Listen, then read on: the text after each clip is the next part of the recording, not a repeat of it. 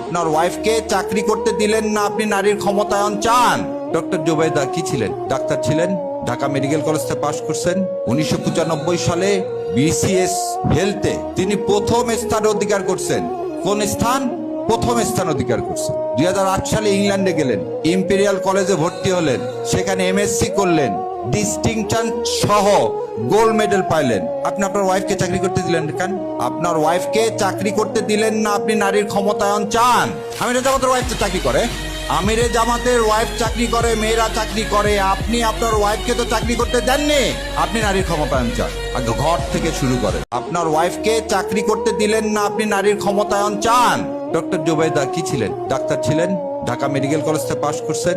1995 সালে বিসিএস হেলথে তিনি প্রথম স্থান অধিকার করছেন। কোন স্থান?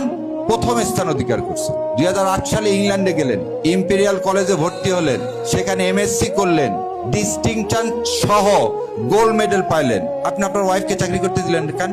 আপনার ওয়াইফকে চাকরি করতে দিলেন না, আপনি নারীর ক্ষমতায়ন চান।